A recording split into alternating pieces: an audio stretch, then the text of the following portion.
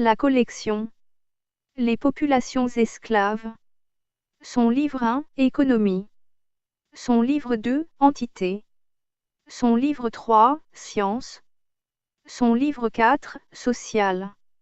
Son livre 5, Spiritualité. Nous vous proposons l'écoute du livre 5, Spiritualité. Chapitre 3. Expérience. Certaines personnes témoignent sur des expériences de décorporation. Leur surprise, à la première expérience, pour celles qui parviennent à renouveler ce cas, est de se demander, en découvrant leur corps inerte gisant au-dessous de leur positionnement initial, si elles sont mortes.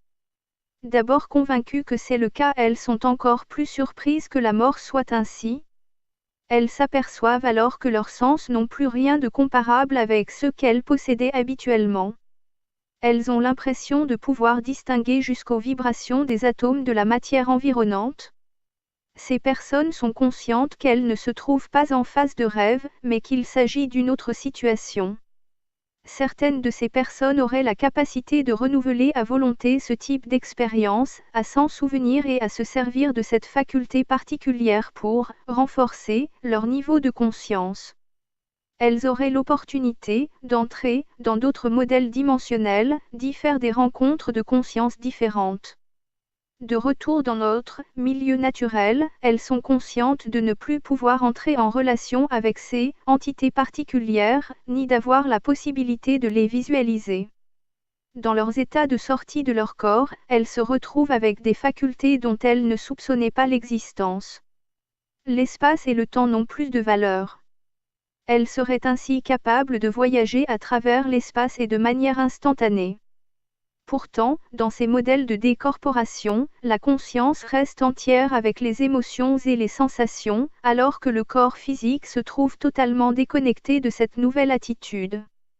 Ce type d'expérimentation tendrait à démontrer que la conscience, qui établit l'identité individuelle, reste totalement indépendante de l'enveloppe physique qui nous constitue.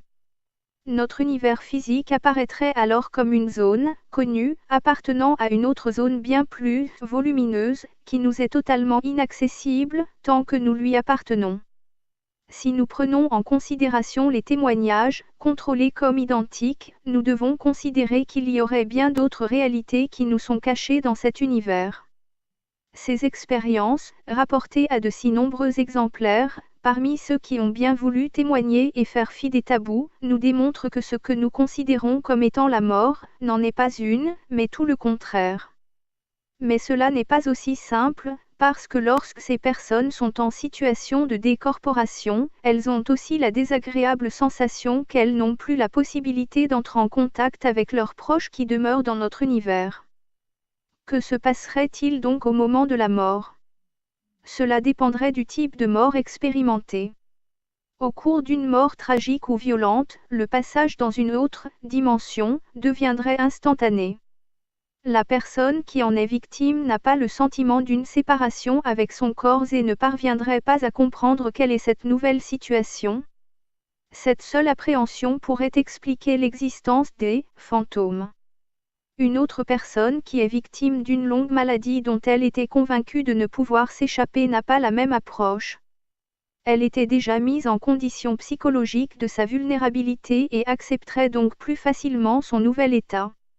Bien évidemment, chaque cas étant particulier, il n'est pas possible d'établir un ordre logique dans le passage de l'état physique à un autre état.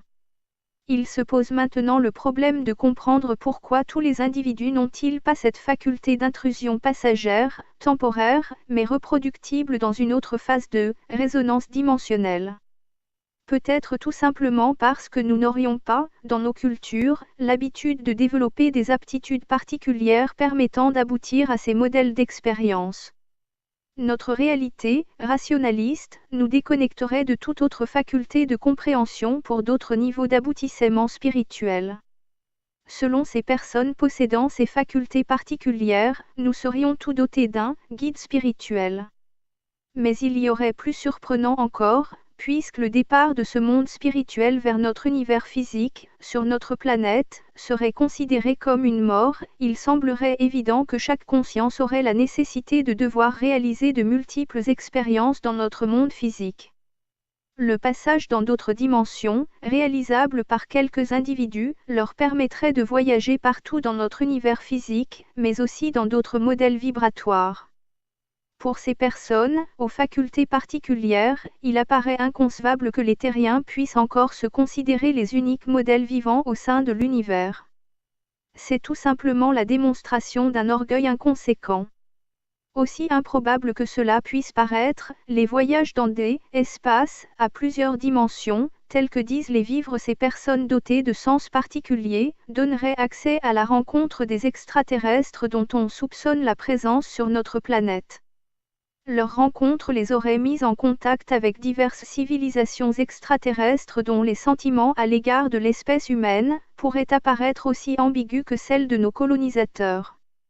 Ils seraient extraordinairement variés et la plupart du temps dotés de grandes mansuétudes à notre égard, respectant la loi universelle pour eux, de non-ingérence, tout en conservant un regard attentif sur les populations irrationnelles que nous représentons. La plupart de ces civilisations considéreraient l'espèce humaine comme une variété humanoïde primaire. Aussi surveilleraient-ils de très près nos avancées technologiques, notamment en matériel nucléaire dont les explosions auraient eu des répercussions sur l'ensemble de l'univers. Ils se réserveraient donc un droit d'intervention, dans le cas d'une extrême nécessité. Tous les occupants des planètes, dans d'autres systèmes solaires, auraient des contacts entre elles. La Terre serait l'exception, malgré son appartenance à un réseau interstellaire. Il apparaîtrait aussi que la technologie laissée aux populations n'est pas celle que détiennent nos oligarchies dirigeantes. Ces oligarchies sont beaucoup trop tributaires de leurs irresponsabilités intellectuelles pour être capables de permettre aux populations de profiter des compétences actuellement transmises par certains extraterrestres. Pourrait-il y avoir un espoir de changement ? La société humaine est encore à son stade médiéval d'organisation. La mentalité humaine ne pourra pas progresser sans la suppression des oligarques. La science expérimentale humaine ne pourra rien à la nécessité de progrès de l'humain. Seule une science à échelle spatiale pourra déterminer un autre modèle d'évolution de l'espèce humaine. Nous pourrions très prochainement être contraints de passer à la technologie extraterrestre. Nos modèles de compréhension seront rapidement et extraordinairement modifiés par rapport à ce que nous connaissons. Nous serions actuellement dans une phase transitionnelle. Un autre aspect, souligné par ces personnes, capables d'entrer en contact avec d'autres dimensions existentielles, serait celui de la modification de l'environnement par les formes de pensée. Chaque forme de pensée engendrerait un environnement correspondant à ce modèle de pensée. Un monde des causes nous serait personnel et créerait un monde des conséquences nous entourant. De façon plus subtile encore, il serait envisageable, toujours selon le témoignage de ces personnes, que nos modèles de pensée soient capables de créer des mondes particuliers, où des entités s'y réaliseraient. Elle souligne aussi l'incommunicabilité récurrente de notre monde à cause de la personnalité rattachée à chaque individu. Elle nous amènerait à considérer, à nouveau, le pouvoir extrêmement exceptionnel de la conscience. Il apparaîtrait alors indispensable de pouvoir contrôler nos formes de pensées et de savoir les orienter dans la direction qui nous est favorable, à nous, mais aussi à notre entourage et par voie de conséquence à l'ensemble de l'humanité. Extrasensoriel. Des personnes témoigneraient être capables de quitter leur corps physique momentanément et pouvoir ensuite raconter leurs expériences particulières. D'autres personnes auraient la faculté d'entrer dans un mode de perception, après une mise en condition particulière, leur permettant d'entrer en contact direct avec des entités non physiques. En fait, elles rencontreraient des consciences qui leur dicteraient leurs expériences réalisées dans d'autres modèles vibratoires. Selon ces témoignages, chaque conscience aurait vécu plusieurs autres existences. Des ponts psychologiques seraient réalisés entre les diverses zones de conscience. La nature profonde d'une personnalité dépendrait des différents éléments de sa conscience. L'énergie de cette personnalité ne pourrait se focaliser sur la matière physique. La différence entre vérités et réalités résiderait dans les formes diverses de vérité, mais aussi pour d'autres réalités. Des méthodes essentielles de communication seraient utilisées par la conscience, selon son propre niveau évolutif. Il y aurait des consciences multidimensionnelles. Le savoir intime de la conscience réside dans le cumul des informations. Ce cumul permettrait d'aboutir à une valorisation de la conscience, par son appartenance et à ses connexions au réseau des autres consciences. La personnalité serait donc, elle aussi, ainsi multidimensionnelle. Des informations seraient interprétées par les personnalités qui les détiennent et qui seraient chargées de les transmettre. La vérité serait donc décrite telle qu'elle serait connue. Cependant la réalité, elle, serait alors tout autre.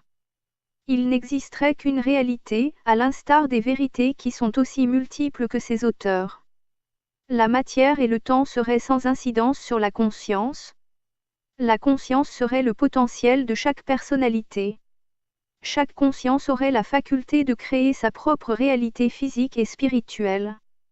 Il y aurait une interaction constante entre des unités de conscience. La communication interagirait entre toutes les multiples espèces de conscience. La conscience ne serait que la façon dont nous percevons les différentes dimensions de la réalité. Chaque niveau de conscience serait susceptible de façonner la construction atomique, moléculaire et cellulaire de chaque personnalité. Cet ensemble constituerait l'identité spécifique de chaque conscience. L'agglomération des éléments chimiques correspondrait à une réalité de la conscience. Le fonctionnement normal de l'inconscient serait une représentation caractéristique des dimensions subjectives naturelles de la conscience. Une multitude d'activités cérébrales résulterait de l'importance des informations perçues. La personnalité ne serait qu'une caractéristique de la conscience. L'identité personnelle résulterait donc de la multidimensionnalité de notre conscience. Cette particularité permet de développer des zones insoupçonnées de chaque conscience. L'identité globale de chacun résulterait des différentes réalités provenant d'une même source. Chaque élément procéderait d'une conscience qui lui est suffisante puisque régissant cet élément. Tout, dans l'univers physique, procède d'une conscience. Les théories de l'univers quantique deviennent explicites en ce sens. Les particules, dans le processus quantique, s'échangeraient des informations. Tout, dans l'univers atomique quantique ne serait qu'informations et échanges d'informations. Chaque molécule, composant notre construction physique, serait un ensemble conscient. L'ensemble des molécules interagirait les unes envers les autres et aussi envers l'ensemble de la structure globale de chaque personnalité. La conscience serait à la fois segmentée et globalisée.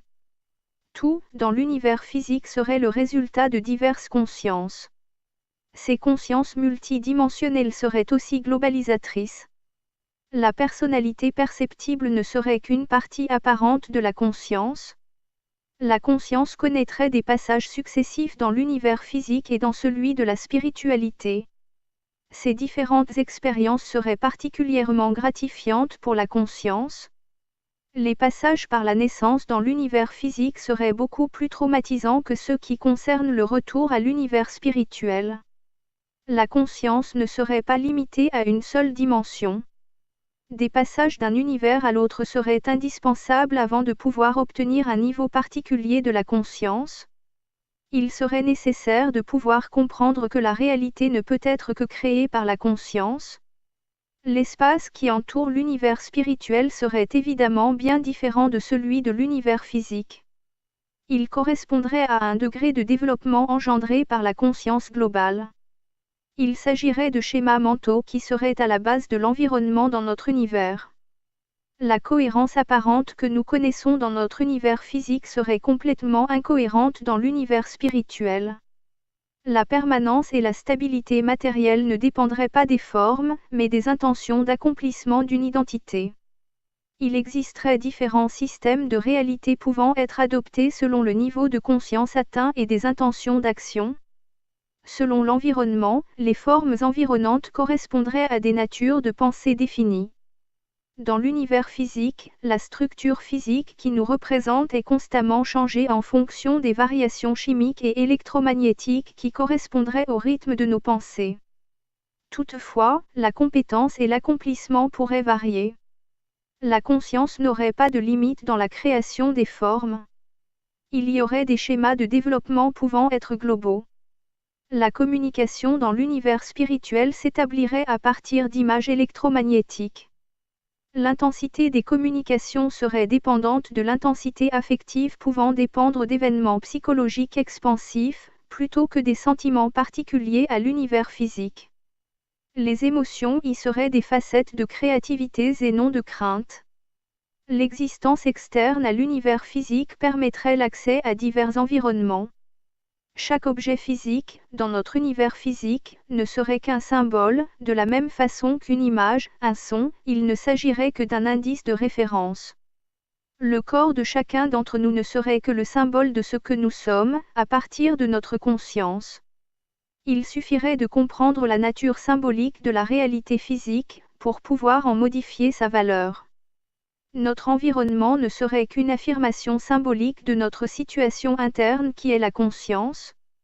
Notre conditionnement à accepter notre monde physique en tant que critère de vérité, nous contraint à accepter tous les symboles comme des réalités. Pourtant, nos modèles de conscience pourraient nous enseigner à vouloir décider de modifier nos orientations. Conscience économique. Le revenu de base inconditionnel, RBI, est un versement mensuel par une caisse publique, à chaque individu, d'une somme d'argent suffisante pour couvrir les besoins de base et permettre la participation à la vie sociale, comme une rente à vie. C'est la concrétisation d'un droit humain fondamental. L'idée est soutenue de longue date par de nombreuses personnalités, de tous horizons politiques, de toutes confessions et de toutes nationalités. Elle est connue sous des appellations diverses, allocation universelle, revenu d'existence, revenu citoyen, revenu universel, revenu social garanti, dividende universel, revenu de vie, etc. Le revenu de base n'est pas une prestation sociale et ne doit pas être confondu avec le salaire minimum, l'assurance chômage, l'aide sociale ou toute autre prestation attribuée de manière conditionnelle. Le revenu de base, lui, est automatique, inconditionnel et inaliénable. Il concerne tout le monde, riche ou pauvre. Il est attribué à chaque individu, de la naissance à la mort. Son montant est suffisant pour garantir à chacun une existence décente, quoi qu'il arrive. Il est cumulable avec les autres revenus, salariés ou non. Le revenu de base est donc versé aux individus et non aux foyers, ménages. Cumulable avec les autres revenus. Versé sans qu'il y ait exigence d'effectuer ou d'accepter un travail. D'un montant suffisant pour couvrir les besoins de base et permettre la participation à la vie sociale. Le revenu de base rend la justice sociale compatible avec l'efficacité économique. C'est le principe de solidarité le plus libéral que l'on puisse imaginer, il permet d'assurer l'existence individuelle et la cohésion sociale, sans les rigidités de l'interventionnisme et les lourdeurs de la bureaucratie. Plusieurs variantes sont discutées concernant sa mise en pratique. Le revenu de base ne se situe pas d'un côté de l'échiquier politique, il trouve des soutiens et rencontre des réserves d'un côté comme de l'autre des frontières politiques traditionnelles. Découpler activité professionnelle et revenus, une nécessité. Ni l'emploi salarié, ni les revenus du capital, ni les prestations sociales actuelles ne peuvent prétendre désormais garantir le droit à l'existence de chacun tel que défini à l'article 25 de la Déclaration universelle des droits de l'homme. De par son inconditionnalité, le revenu de base brise la chaîne qui fait dépendre la couverture des besoins vitaux de l'accomplissement d'un travail rémunéré. Ce découplage partiel entre emploi et revenu est nécessaire en raison de la disparition des emplois stables traditionnels. Le chômage et la précarité sont en majeure partie la conséquence d'une dynamique de rationalisation et d'automatisation qui rend l'objectif du retour au plein emploi caduc, du moins sous les conditions que nous avons connues durant 50 ans après la Seconde Guerre mondiale. La flexibilité de l'organisation des entreprises modernes entraîne actuellement une instabilité croissante de l'emploi rémunéré. En Suisse, en raison de la très forte compétitivité du pays, le taux de chômage reste relativement bas et l'importance des emplois précaires pour l'instant limitée. Néanmoins, il serait illusoire de considérer la Suisse comme une île coupée du reste du monde. Dans ces conditions, qui travaillera encore?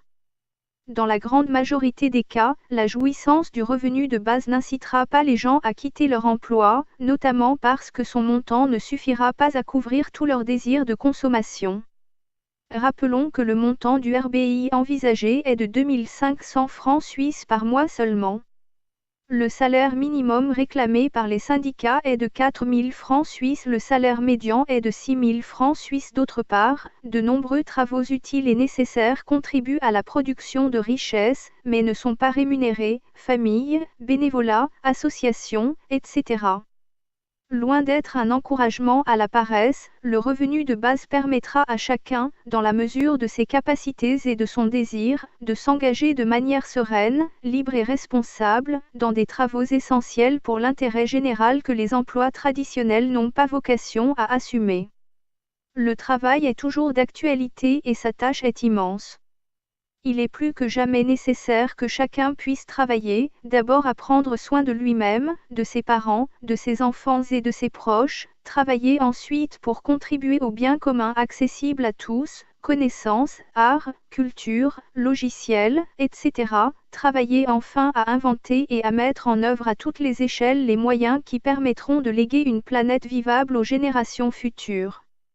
Le revenu de base change aussi la donne pour les personnes aujourd'hui bénéficiaires de prestations sociales soumises à conditions de ressources ou de rente d'invalidité.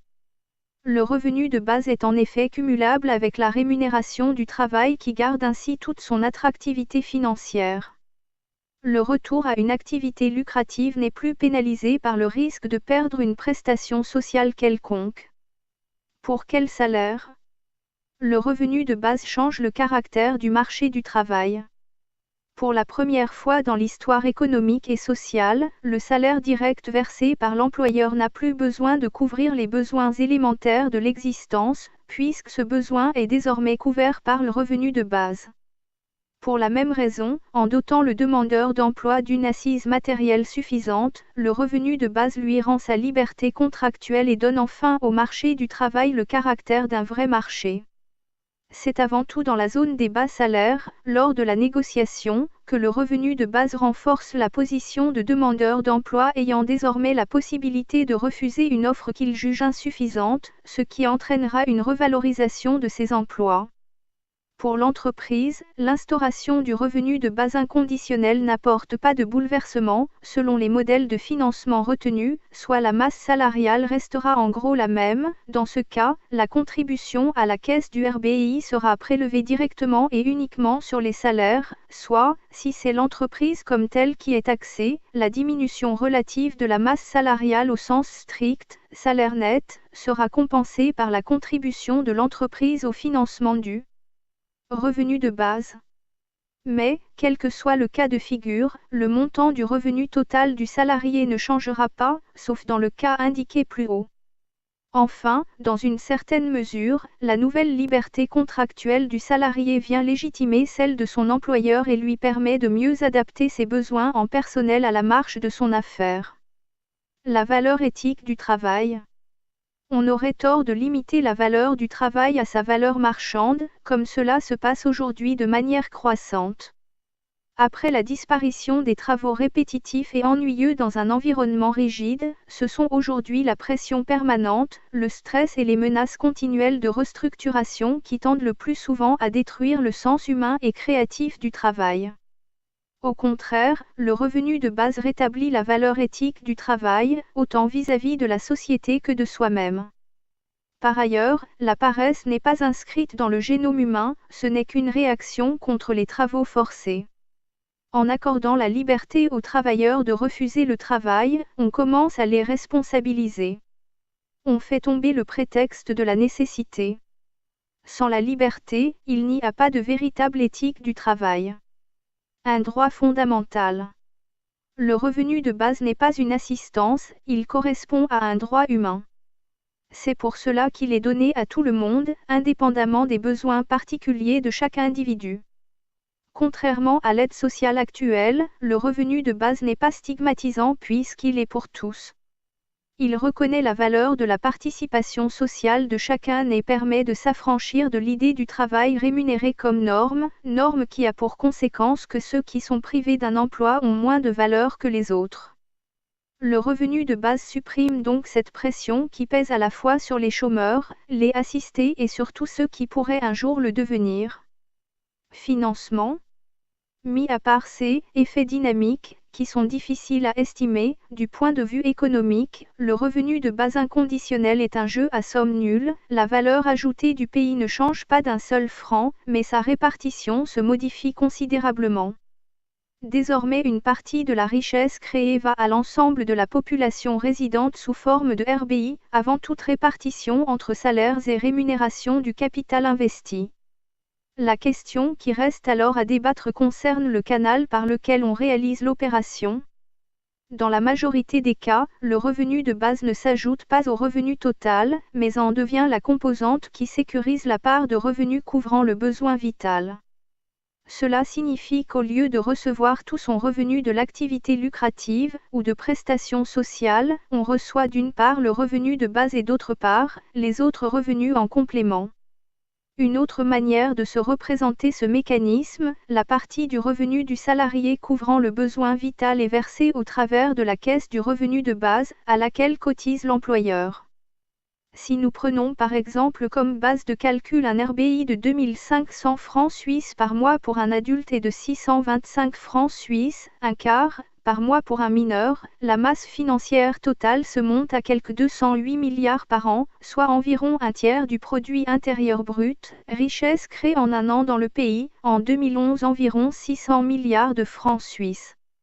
Mais comme nous allons le voir ci-après, seule une petite partie de cette somme est à trouver, car la plus grande partie est simplement réaffectée au financement du RBI sans que cela ne change les dépenses de l'État. Trois sources de financement sont à distinguer, les deux premières ne représentant qu'un transfert de charges, la dernière, restant à trouver. La première source de financement est le transfert de la part des coûts des assurances et prestations sociales, allocations et autres subventions actuelles que le RBI rendra inutiles. Selon les approches, le montant de ce transfert se situe aux alentours de 62 milliards. La deuxième source de financement, que l'on évalue à quelque 128 milliards, est le transfert de la part des revenus du travail que le RBI remplace. Ce montant sera financé par les entreprises et correspondra grosso modo à la part de salaire qu'elles n'auront plus à verser aux travailleurs qui la toucheront désormais sous la forme du RBI. Enfin, la troisième source de financement correspond à la différence entre le coût total du RBI et le financement déjà disponible, le total des transferts cités plus haut, soit 208 milliards moins 62 milliards moins 128 milliards égale 18 milliards. Cette somme correspond approximativement à l'effort réel du RBI, c'est-à-dire l'augmentation réelle de revenus pour une partie de la population. L'équation de base étant ainsi posée de façon quelque peu simplifiée, il faut bien se rendre compte que les différents canaux de financement sont interdépendants. Quel que soit le mécanisme concret retenu, le financement reposera sur un nouveau principe de répartition de la valeur créée par l'activité économique. Cette valeur ne sera plus répartie en deux, mais en trois parts, celle des salaires, celle des profits et celle du RBI. En effet, comme le relève aussi le prof en mérite Peter Ulrich, fondateur de l'Institut d'éthique économique de l'Université de Saint-Gall, dans l'introduction de notre livre sur le financement, le revenu de base n'est pas une nouvelle méthode de redistribution a posteriori du revenu, mais un nouveau paradigme de sa répartition primaire. Cela signifie que le prélèvement du PIB nécessaire au financement du revenu de base se fait, à la source, là où sont générés les profits et la masse salariale. Différentes propositions de modèles de financement existent à ce jour. Elles diffèrent en substance sur la méthode de prélèvement de la part de la création de valeur nécessaire et sur le financement du solde, les deux pouvant être couverts en bloc par une seule et même méthode de prélèvement suivant le modèle. On peut se référer à titre d'exemple au modèle présenté dans notre livre édité en 2010, le financement d'un RBI inconditionnel. Trois solutions sont proposées, la compensation salariale, prélèvement direct sur salaire, la TVA seule, qui risque d'être partiellement reportée sur les prix, et enfin la TVA accompagnée d'une refonte de l'impôt fédéral direct, IFD, pour corriger la dégressivité de l'impôt indirect à l'égard des revenus. Une quatrième piste serait de prélever la part revenant au RBI directement sur la valeur ajoutée nette, VAN, des entreprises, c'est-à-dire après amortissement des investissements, règlement de la TVA et des éventuelles taxes à l'importation. Dans ce cas, il n'y a pas de conséquences sur les prix.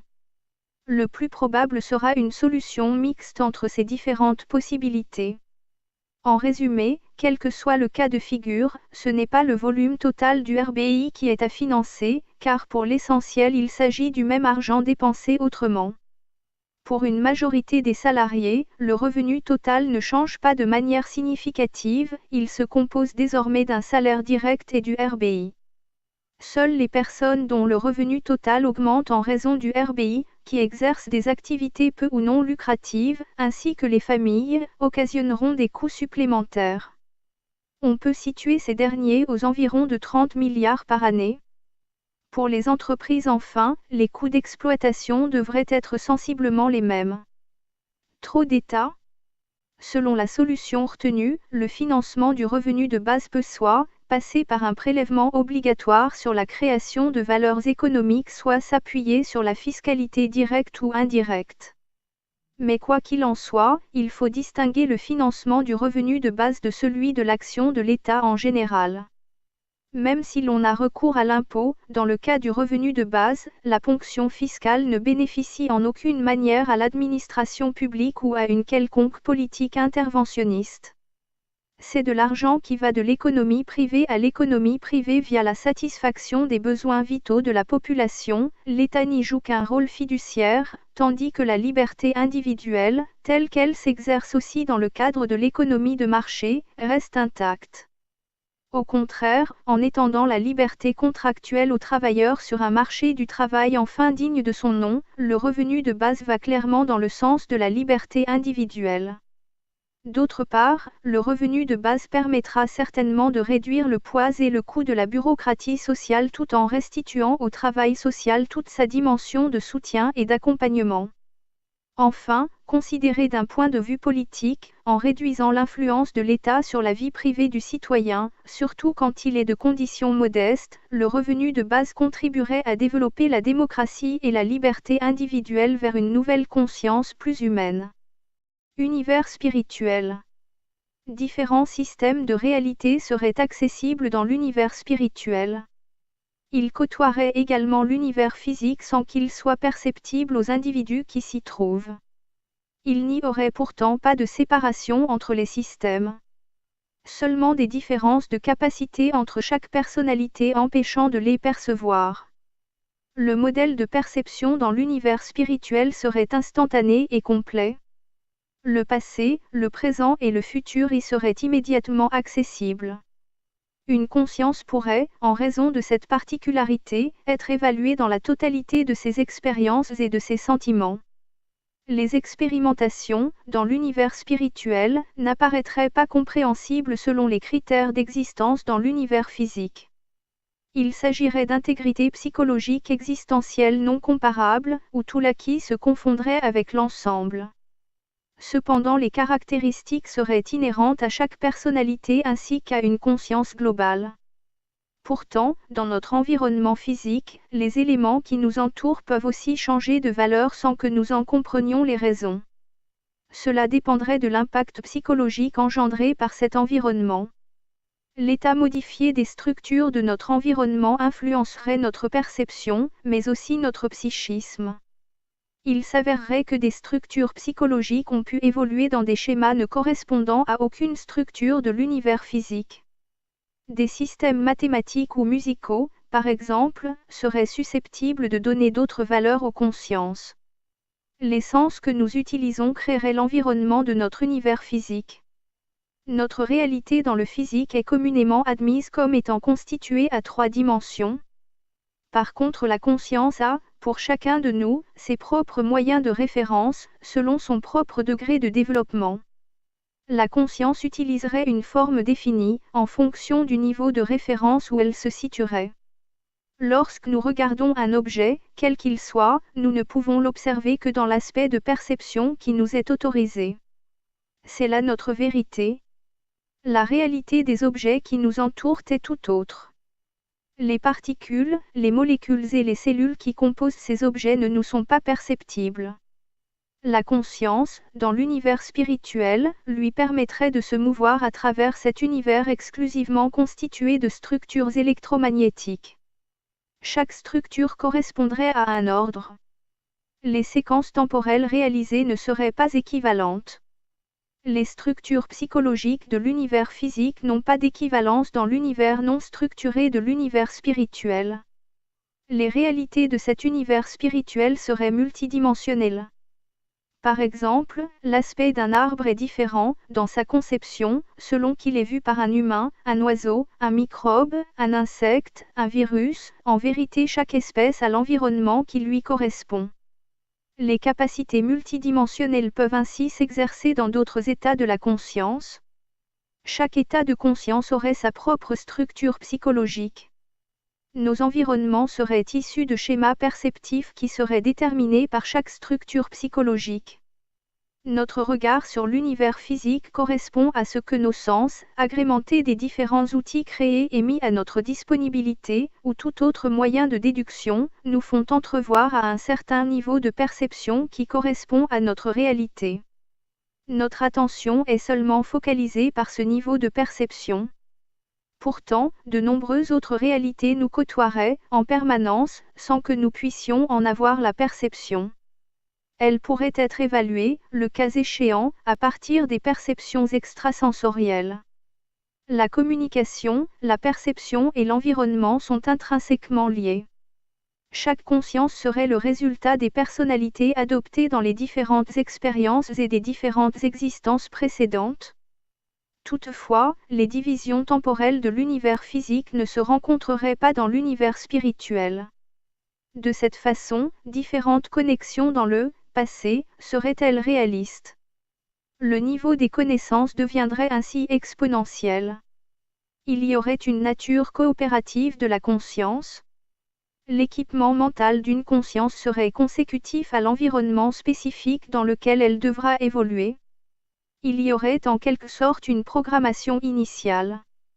Chaque personnalité posséderait la faculté de pouvoir s'adapter à un nouvel environnement prédéfini, lui permettant d'accéder à un nouvel état de sa conscience.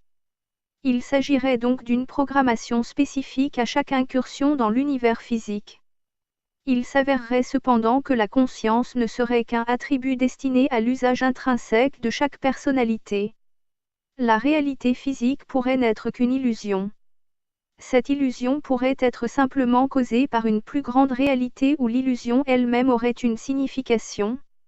La réalité physique ne serait qu'une forme parmi tant d'autres qui procéderaient à une expérience globalisatrice. Toutes les sommes d'expérimentation réalisées dans notre univers tridimensionnel ne seraient qu'un lieu de formation. Elles ne représenteraient cependant qu'une partie de notre identité globale. S'il s'avère que l'esprit est susceptible d'agir sur la matière, il pourrait aussi la créer et la former. Chaque pensée et chaque émotion seraient susceptibles de créer une réaction électromagnétique ou un élément, propre à chaque influence. Leur intensité pourrait déterminer chaque matérialisation des formes perçues. Aucune forme ne peut être permanente. Elle ne constituerait ainsi qu'une illusion. Cela viendrait du fait que toute conscience serait en état permanent de changement. La conscience aurait une mobilité. Elle pourrait aussi se situer à plusieurs endroits dans un même instant. Les environnements qui nous entourent ne seraient que des créations mentales de la conscience. Si l'on prend en considération les divers schémas de la construction atomique, moléculaire et cellulaire, il apparaît clairement que les matériaux ou les objets qui nous entourent auraient leur propre identité et constitueraient leur propre conscience. Il s'agirait donc d'un champ de réalisation permettant de percevoir les objets physiques. Lorsque nous observons un objet, nous prenons en considération les caractéristiques qui nous conviennent et nous ignorerions ses composants constitutifs. Notre corps, par exemple, est en reconstruction permanente. Les cellules avec leurs composants moléculaires et atomiques disparaissent en permanence pour faire la place à d'autres cellules qui les renouvellent. Les propriétés électromagnétiques des cellules créent une transformation permanente de l'édifice corporel. Notre corps est continuellement reconstruit jusqu'à sa destruction totale, dans un changement d'état des particules qui le composaient. Tout l'environnement ne serait qu'une subjectivité dont la cohésion ne serait qu'aléatoire. Il en va ainsi pour la pensée elle-même, lorsqu'elle quitte l'esprit, cependant que le conscient ne disparaît pas. En fait, les pensées et les émotions qui quittent notre esprit, à un certain moment, nous conduiraient tout simplement vers d'autres environnements.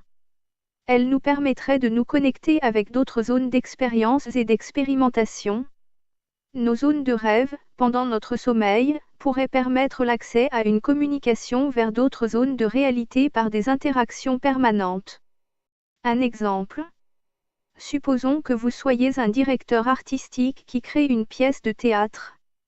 Vous organisez une histoire dont vous désirez aussi qu'elle soit jouée par vous-même en qualité de comédien.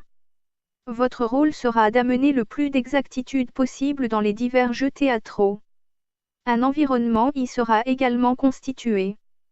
Ce même directeur comédien, que vous êtes, peut aussi jouer plusieurs rôles dans une même pièce théâtrale. Supposons maintenant qu'un même metteur en scène comédien décide de jouer plusieurs rôles simultanément à différentes époques, avec des décors à chaque fois adaptés. Ces pièces théâtrales seraient créées par la même personne. Ces scènes diverses, qui ont été créées et qui ont été jouées, constitueraient aussi un environnement. Cet environnement entourerait ainsi une personnalité globale. Or, si vous assistez à une pièce qui est jouée dans une époque considérée, celle où vous vous trouvez actuellement par exemple, vous ne pouvez pas avoir la notion des pièces qui sont vécues ailleurs, dans le même laps de temps. C'est comme si l'on demandait à un musicien de jouer plusieurs partitions dédiées à plusieurs instruments, en simultané avec un même instrument. C'est tout simplement parce que notre réalité multidimensionnelle ne nous est pas compréhensible. Il nous apparaît donc invraisemblable de pouvoir vivre plusieurs existences dans un même laps de temps et encore moins de pouvoir les vivre dans diverses zones existentielles divergentes de notre environnement actuel. Il nous apparaît ainsi que le temps, tel que nous le concevons, ne serait pas une suite d'instants précis. Il s'agirait simplement de conventions communément admises. Nous serions limités par notre corps physique, notre temps, notre espace et notre perception. Notre conception des instants, qui se succèdent à partir d'un début vers une fin, ne serait, là aussi, qu'un leurre et non une réalité. La personnalité multidimensionnelle permettrait de créer les conditions permettant de fonctionner. Le savoir et la connaissance résulteraient de cette situation. Chaque acteur, que nous sommes, est apte à comprendre son rôle et la nature de la pièce jouée. Chaque existence tridimensionnelle permettrait à chaque personnalité, ainsi multidimensionnelle, d'apporter sa contribution dans l'élaboration de l'ensemble. La compréhension de cette existence multidimensionnelle permet une élaboration plus complète du rôle devant être réalisé. En d'autres termes, plus nous permettons à notre personnalité multidimensionnelle d'interférer et plus nous pouvons devenir créatifs et intuitifs sur nos projets et leur réalisation. Il y aurait ainsi une dimension, multidimensionnelle, de la conscience dans d'autres réalités. La conscience chercherait à se matérialiser dans les dimensions exponentielles de la réalité. Cela permettrait à divers aspects de la conscience de pouvoir se réaliser.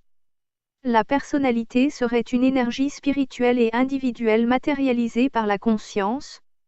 La conscience n'est pas inerte, elle a constamment besoin de créer, de comprendre et d'accomplir afin de pouvoir concevoir la personnalité multidimensionnelle dont elle découlera.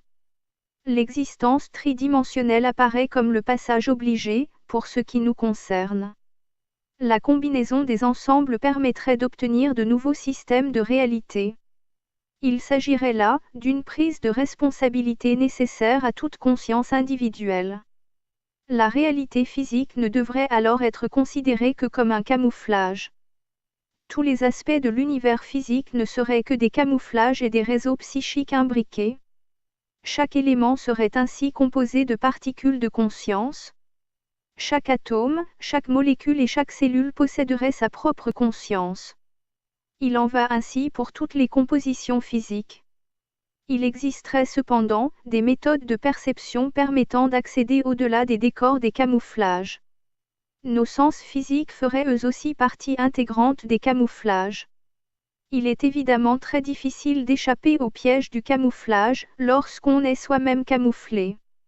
Il convient, pour cela, de détourner son attention, même temporairement, en faisant abstraction des sens physiques pour pouvoir accéder à d'autres niveaux de vision. Il est extrêmement déroutant de chercher à se rappeler de certains de nos rêves, lorsqu'ils nous sont encore accessibles.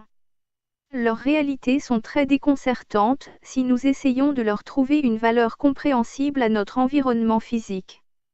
Il se pourrait que la conscience possède des attributs de communication que la personnalité ne parviendrait pas à comprendre. Prenons l'exemple d'une personne qui ne posséderait aucun de nos 5 sens que sont la vision, le toucher, l'odorat, le goût et l'ouïe. Supposons qu'à un instant précis, tous ces sens lui soient accessibles, quelle serait alors sa compréhension d'un tel environnement par rapport à celui qu'elle s'était imaginé auparavant? Où pourrait-elle donc situer son véritable environnement? Nous avons appris à fonctionner avec notre environnement dès notre naissance. Supposons que nous ayons d'autres sens, dont nous n'avons pas connaissance et que nous soyons soudainement capables de les utiliser. Notre compréhension de notre environnement serait évidemment très différente de celle que nous connaissons. De nouvelles dimensions de la conscience seraient sans doute susceptibles de nous apparaître. Si nous acceptions l'idée d'une pluralité des existences, il conviendrait de prendre en considération qu'au-delà de notre aspect physique et de notre personnalité, il puisse exister une valeur de conscience immatérielle. Elle serait tout simplement la consécration de nos acquis. Tout, à partir de l'acceptation de la conscience, permet d'accéder vers d'autres domaines de la personnalité multidimensionnelle de chacun d'entre nous. Nous posséderions de nombreux vecteurs d'information. Les sentiments et les pensées seraient ainsi véhiculés par différents moyens. Il y a toute une symbolique qui est utilisée pour que nous puissions transmettre des émotions. Il se trouve que les objets feraient aussi partie de la panoplie des symboles utilisés. Ils serviraient simplement à transmettre des informations. La véritable information ne se trouverait pas plus dans les objets ou les symboles qui servent à écrire. Leur entourage permettrait seulement d'améliorer la communication. La véritable nature des objets physiques qui nous entourent n'est pas celle qui nous est proposée. En conséquence, la matière physique ne peut être comprise que si l'on parvient à faire abstraction de son apparence. Il conviendrait de comprendre quelles sont les capacités de création de chacun, pour pouvoir comprendre que les objets physiques qui sont côtoyés résulteraient de la création d'un ensemble de volontés. La matière devrait être considérée comme un moyen supplémentaire et complémentaire de la communication. Il nous est très facile de comprendre que nous communiquons à l'aide des mots. Il est plus difficile de comprendre que la personnalité individuelle puisse être expliquée par son environnement. Chaque élément de l'entourage physique véhiculerait de l'information. Selon ce principe énoncé, les aspects caractéristiques particuliers de notre environnement physique résulteraient de notre propre existence physique et de la manière dont nous nous focalisons à son égard. Aussi des entités non physiques peuvent parfaitement coexister avec notre proximité. Des consciences, parfaitement indépendantes sembleraient nécessairement partager notre espace sans remarquer la présence de quelconques objets. Leur réalité serait simplement constituée d'une structure de camouflage différente des nôtres. Chacun ignore l'aspect de l'autre. Nous savons que chaque élément présent dans l'univers physique représente une quantité certaine d'énergie. Toutes ces sources d'énergie ont une incidence sur notre réalité physique puisque nous représentons nous aussi une certaine dose d'énergie. Notre santé et notre vitalité dépendent des sources d'énergie qui nous composent et qui nous entourent. Cela est également vrai pour toutes les autres formes de la vie physique. Au niveau de notre planète, le minéral, le végétal et toutes les autres formes animales représentent aussi des zones d'énergie. Nos équations mathématiques nous aident aussi à comprendre ces réalités. Il se pourrait également que des zones de coordination soient plus favorables que d'autres à l'épanouissement des sensibilités de chaque structure physique. Les intensités affectives influeraient sur ces zones de coordination. Les expériences subjectives de chaque conscience seraient automatiquement et immédiatement résumées en unités de champs électromagnétiques. L'identité de chaque personne évolue en permanence et elle est indestructible. C'est ce qui correspond à la personnalité dont la conscience est l'élément principal. Cette identité est multidimensionnelle. C'est l'expérience qui l'a fait évoluer. Il existerait des zones psychiques et psychologiques qui lui apporteraient des informations. La métempsychose serait certainement l'élément essentiel à chaque personnalité pour lui permettre de progresser, à travers divers modèles d'expériences et d'expérimentation. Comme il y a des agglomérations de matière et de cellules, il y aurait aussi des agglomérations de conscience. Chaque conscience, comme pour chaque cellule, aurait ses propres capacités et ses propres compétences. Les sens physiques permettent la compréhension de l'environnement physique. Ils permettent de comprendre les champs d'énergie qui s'appliquent à cet univers. Cependant, il convient de savoir que les principes qui font partie de la réalité physique sont intrinsèquement liés aux lois qui régissent cet univers physique. La conscience, qui est une partie intégrante de chaque personnalité, ne dépend pas que des perceptions physiques, mais aussi d'événements mentaux. La conscience n'a pas besoin que des sens physiques pour expérimenter. Les phases de sommeil permettraient aux zones d'expérimentation de se figer et de modifier, en fonction de la compréhension initiale des expériences réalisées dans l'univers physique. La conscience enregistrerait toutes ces modifications. Il s'agirait de sphères d'activité, dans lesquelles de nouvelles formes de conscience s'organiseraient. Les incidences de la personnalité sur la conscience et vice-versa restructureraient chaque individu en permanence.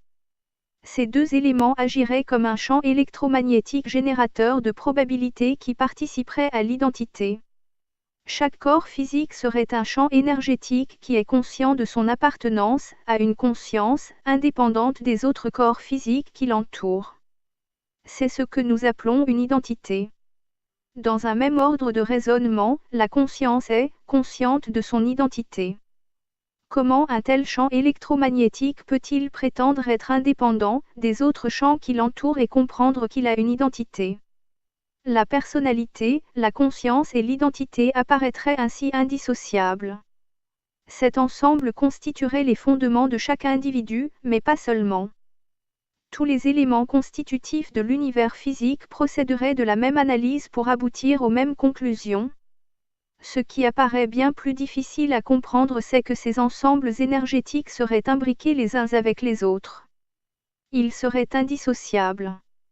Notre existence, actuelle, dans l'univers physique, nous impose des considérations très étroites par rapport à la réalité psychique de l'événement.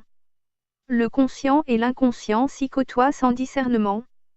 Or, l'étendue de nos perceptions est très limitée. Nous ignorons les capacités qui se situent en dehors des considérations retenues dans le physique. Très peu de personnes ont la capacité d'une exploration spirituelle personnelle. Nous n'avons une perception de nous-mêmes que dans cet univers physique qui nous entoure. La forme que nous représentons résulte de notre identité qui est un concentré énergétique. Elle serait le résultat de vibrations d'intensité variable réalisant la construction structurelle que nous sommes. Nous pouvons appeler cette situation un hypersystème de réalité. Il pourrait s'avérer que notre conscience soit capable de gérer des concentrations d'énergie à différents niveaux énergétiques. La conscience pourrait réaliser des formes de nature très différentes de celles réalisées dans l'univers physique. Notre représentation de l'espace serait simplement tronquée par notre incapacité à percevoir ce qui n'est pas d'ordre physique. Cela suffirait peut-être à pouvoir comprendre que la conscience serait non seulement indestructible, mais qu'au contraire elle aurait des capacités de se réaliser en bien d'autres lieux que dans l'univers physique. À l'évidence, d'autres réalités existent en dehors de nos perceptions actuelles du physique. Certaines personnes semblent avoir des capacités particulières de perception qui ne sont pas admises par le modèle cartésien de notre compréhension. Pour pouvoir admettre cette évidence, il suffirait de nous référer à ce que nous observons auprès d'un ruisseau. Si nous grimpons sur une colline toute proche, nous pourrons alors apercevoir que ce ruisseau se jette dans une rivière dont nous ignorons les capacités. Les zones de perception de notre conscience peuvent s'évaluer à des capacités bien supérieures de compréhension qu'à notre seul environnement. Nous pourrions en effet avoir des capacités de perception extrêmement supérieures à celles que nous nous accordons. Il se pourrait que nous soyons impliqués à d'autres niveaux de compréhension sans en avoir une perception directe. Notre attention est beaucoup trop souvent orientée vers notre environnement immédiat. Il se pourrait aussi que notre conscience et peut-être aussi notre identité, ainsi que, pourquoi pas, notre personnalité ait à en pâtir. La multidimensionnalité de cette identité pourrait nous impliquer dans bien d'autres zones de réalité. Notre construction physique ne serait qu'une manifestation particulière, une apparence, de ce que nous pourrions être à partir d'autres réalités, avec d'autres formes. Il n'y aurait pas de séparation dans les zones de la conscience, mais seulement des modèles non perceptibles en notre état actuel. Sans doute, certaines personnes ont-elles plus d'aptitudes particulières que d'autres à pouvoir se référer aux différentes zones de leur conscience. La créativité serait donc multidimensionnelle. Elle serait susceptible de chercher ses références dans les zones improbables de la conscience. Des compétences particulières sont observables chez certaines personnes. Elles ne seraient pas seulement attribuables à un savoir acquis, à une culture ou à un modèle de société. Elles seraient d'une façon plus surprenante liées aux capacités propres à savoir puiser dans les méandres de leur conscience. Chacun d'entre nous peut faire des expériences personnelles à partir de ses rêves. Pour les personnes qui parviennent à canaliser le sens de leurs rêves, c'est souvent l'incohérence qui prévaut. Il semblerait que le rêve soit un processus psychologique et psychique qui serait déformé volontairement dans sa finalité, par un souci de censure volontaire de la conscience. Il y aurait un refus de vouloir prendre en considération tout ce qui apparaît contraire au réalisme du physique. Le rêve serait pourtant le seul accès qui permettrait de comprendre la multidimensionnalité de l'identité, de la personnalité et de la conscience. Les rêves qui procèdent de la prise en considération des zones psychiques en relation directe avec les activités quotidiennes sont plus facilement compréhensibles. Le processus des camouflages ne s'effectuerait pas. Il est particulièrement difficile de prendre en considération la valeur et l'utilité des rêves. Le retour à l'éveil nous replonge dans le processus logique de la vie physique quotidienne. Le sommeil permettrait donc d'entrer en communication avec les autres zones de notre identité. Des zones du sommeil pourraient permettre de communiquer aussi avec d'autres niveaux de réalité. Des processus mentaux seraient ainsi déclenchés afin d'obtenir des mises à disposition pour les autres parties de notre identité qui seraient situées dans des réalités différentes. Une inversion des processus empêcherait la mise en œuvre de ce que nous considérons comme le libre arbitre. Cette situation paradoxale pourrait correspondre à une impérative nécessité d'un développement programmé. Toutefois, cette implacable vérité n'est évidemment pas valable pour toutes les personnes. Les capacités de chacun sont fonction du niveau spirituel ayant pu être atteint. Les niveaux de la conscience varient obligatoirement d'un individu à l'autre. À chacun ses capacités, dans tous les domaines, y compris ceux du psychisme. La vie, telle que nous la vivons dans l'univers physique, pourrait n'être qu'un stade préparatoire vers plusieurs autres niveaux de la conscience. Les rêves seraient un symbolisme nécessaire aux facultés de la conscience. La spiritualité individuelle serait une composante de l'identité de chaque personnalité, cependant que la conscience en serait indépendante, bien que liée. La naissance, dans l'univers physique serait un état de devenir dont la conscience et la mort feraient partie intégrante du processus. La conscience quitte simplement un amas de cellules en cours de transformation. Précédemment focalisée sur la réalité physique, elle devient spontanément focalisée dans un autre système de réalité. Le passage d'un état physique à un état purement spirituel se ferait d'une manière continue. La conscience ne distinguerait pas de différence entre son état dans le physique de son état dans le spirituel. La transition est généralement immédiate et facile. Toutefois les rapports avec les entités qui nous accueilleraient seraient d'une nature complètement différente en comparaison avec ceux de l'état physique. C'est une relation par télépathie qui s'instaurerait immédiatement. Les sentiments seraient immédiatement visibles, sans supercherie possible. La régénérescence permanente et totale de notre structure physique peut nous faire comprendre que l'agglomérat atomique, moléculaire et cellulaire ne représente qu'une apparence de ce que nous sommes. Notre structure réelle ne serait pas qu'un composé physique. La transformation des composants de l'organisme physique ne correspondrait pas à ce que représente l'identité de chaque personne au regard de sa conscience. La conscience n'est pas dépendante de la construction tridimensionnelle de son apparence dans l'univers physique. Lorsque la conscience individuelle quitte le corps physique, cette conscience liée à chaque atome, à chaque molécule et à chaque cellule n'est pas modifiée. Le processus des changements dans l'organisation de notre corps physique, en perpétuel renouvellement, ne nous serait pas perceptible. La transition serait identique en ce qui concerne le processus de changement au moment de quitter définitivement notre corps physique. Toutefois, ce processus est fonction de chaque personnalité. La conscience de chaque identité varie selon les expérimentations réalisées au cours de son existence physique achevée. Ce que nous appelons la mort n'est que le passage d'un état vibratoire dans un autre état vibratoire qui ne serait à chaque fois que transitoire. Son acceptation sera d'autant plus facile dès lors que nous sommes sensibilisés à cet inexorable transfert. Les circonstances du passage d'un état à l'autre peuvent provoquer un désarroi et une incompréhension. Les émotions sont fonction du niveau de perception des réalités et de la valeur individuelle de chaque conscience. Les conditions du nouvel environnement qui succède à la fin de la vie physique, souvent déroutantes, sont amoindries par la présence de personnalités connues ou non, déjà établies dans cet environnement spirituel. Il s'agira d'abord de prendre conscience du nouvel état, puis d'en comprendre les mécanismes organisationnels. Il ne serait qu'un nouvel état en devenir. Il apparaît évident que les personnes convaincues d'une vie après la vie seront bien plus aptes à accepter leur nouvel état. La conscience serait indépendante de ces processus d'adaptation. La conscience ne faisant pas partie intégrante de l'univers physique, son indépendance l'amène à compenser les séquelles causées par ce nouvel environnement. Il n'y aurait pas un moment précis qui permette de comprendre le changement d'état.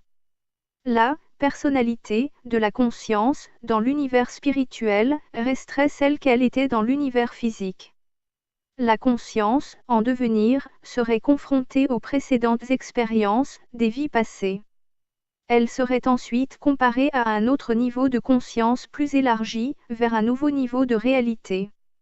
Aussi de nombreuses variations de procédés feraient suite à l'étonnement ou à l'incompréhension des particularités de cette nouvelle situation. Certaines personnes, familiarisées à des sorties corporelles seraient plus aptes à comprendre leur situation de désincarné. Les personnes, qui, de leur vivant, auraient suivi des consignes religieuses de croyance en un au-delà, apparaîtraient également plus aptes à comprendre leur passage d'un état d'incarnation à celui d'un état purement spirituel. Celles qui étaient convaincues de la non-existence d'un ailleurs auraient beaucoup plus de difficultés à admettre leur nouvel état. Leur transition serait, en outre, extrêmement délicate en raison de leur incapacité, temporaire, à pouvoir admettre leur récente situation. Il convient de pouvoir concéder que les notions de temps et d'espace, que nous prenons en considération dans l'univers physique, n'auraient plus aucun sens dans l'univers spirituel. Il y aurait aussi des périodes d'auto-examen.